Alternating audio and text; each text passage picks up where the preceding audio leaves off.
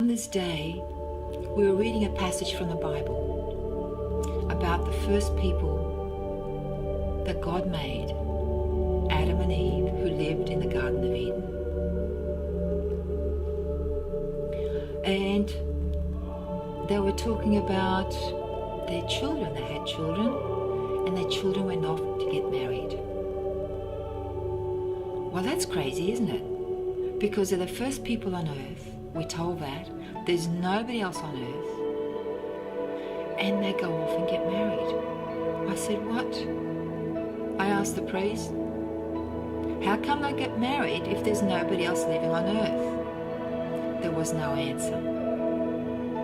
And the crazy thing is, nobody else asked that question. I was angry, confused, bewildered, rejected. I wondered if I was actually existing at all, because no one heard the question, nobody asked a question. Why didn't I want to know? How come I have questions and others just believe any story someone gives them? Why do people not question anything? I was convinced I was living in the craziest planet. What am I doing on this planet with people who don't even think for themselves, not for one moment? This seemed to be a very reasonable question to ask, yet no one else cared. They just did as they were told.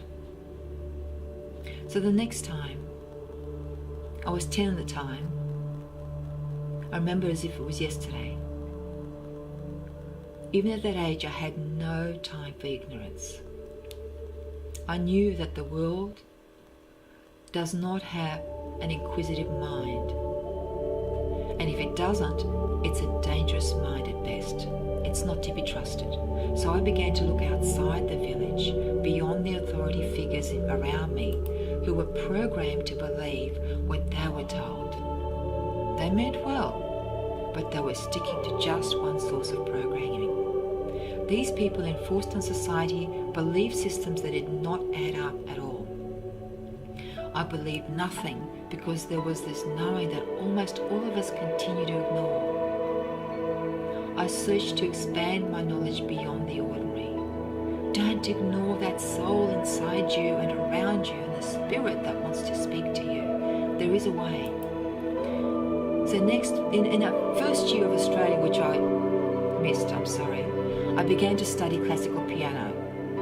I was 8. And learning another language because, I had Chinese, Russian. Now we arrived in Australia, we had English, and we lived with Greek people, so I began to speak conversational Greek. Children pick up things from their environment and make it theirs. So I spoke Russian, some Chinese, Greek, English, and music is also another language.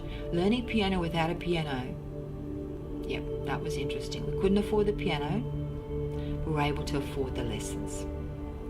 So we had a solution. I used a friend's piano.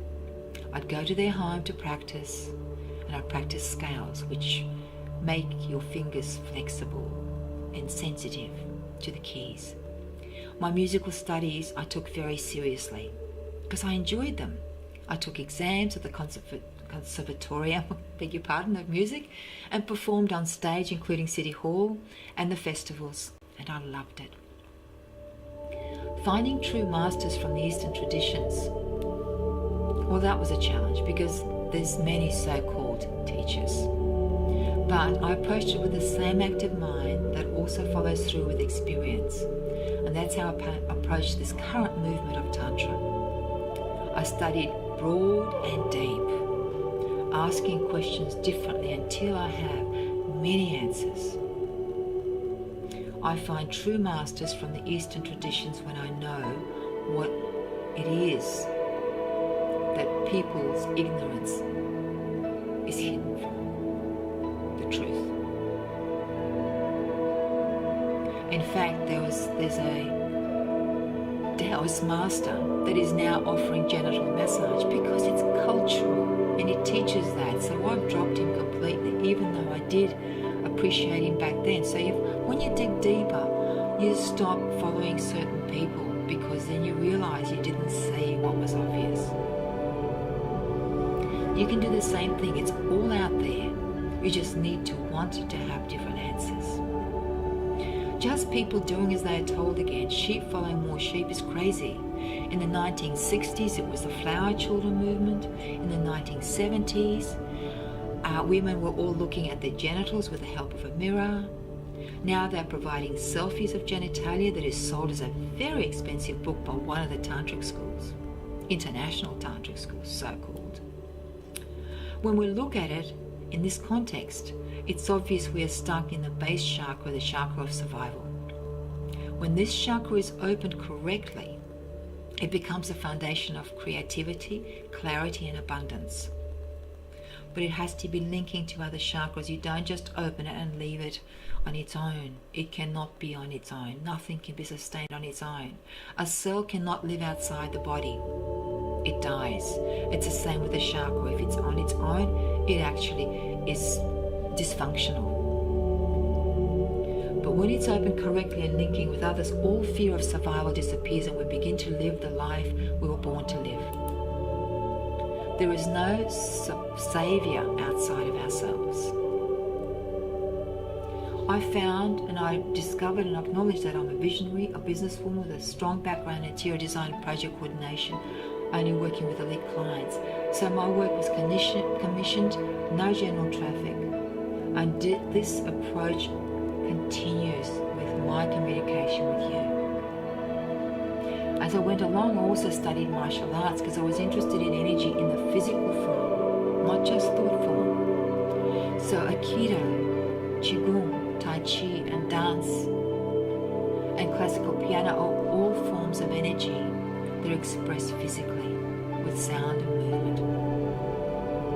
My piano ability by the age of 13 and 14 placed me on the City Hall stage, and I also backed a dance group.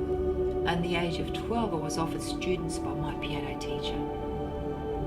I wasn't fortunate. I worked for it because I enjoyed being different.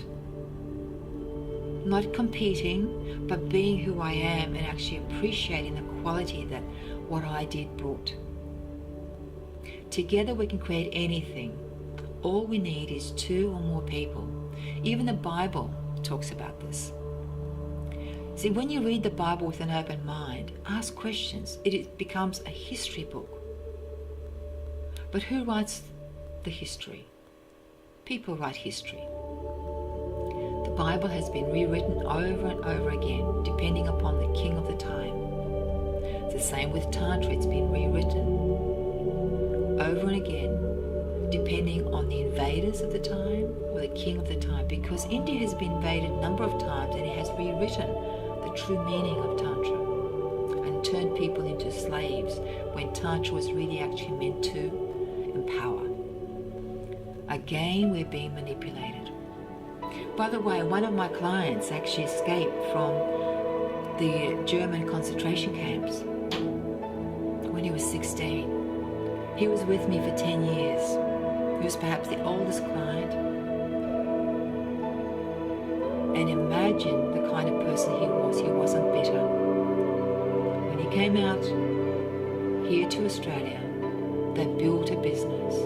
He created a family, created great relationships, and chose to create a new foundation and live with that as a foundation rather than the horrors of the foundation of his past. This is what I bring to you. So I'll continue this to seek people of influence, and my clients are some of the people of influence.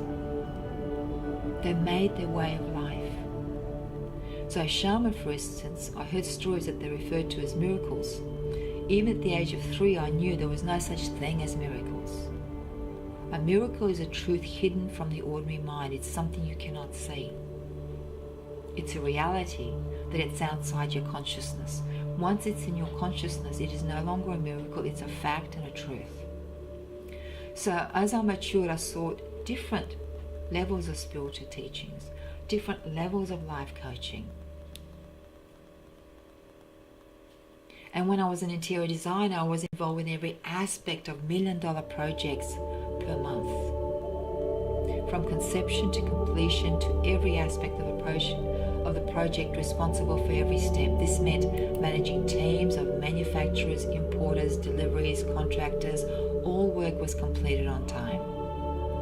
Working with people who pride themselves in going beyond what was required of them. They never did say, "It cannot be done," ever. We always found a way. We collaborated. And that is the highest level of Tantra or Kahuna or personal development, whatever you want to call it.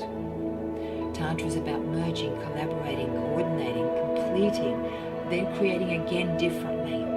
When we create, we are powerful, respected and respectful. We are regarded and treated incredibly well.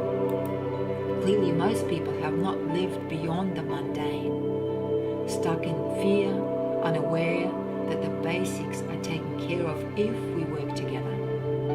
Then we can grow. The rest of the chakras only open when the basic needs are satisfied. Food, water, shelter, and someone to share that with. Then we are unstoppable. We are free to explore who we are and while we are here on earth. So I ask you to join me from this perspective as you listen to the stories of my clients' experiences. Do forgive me the state of the website, because that's not my expertise. So when we find one of the clients who is dedicated to continue for months on end in training, and they also have website experience, we will change the look of the website. Up until then, it has to remain as it is, because up until now we have had people mess it up, and we can't afford that. You don't want to lose that either, do you? So thank you for your patience.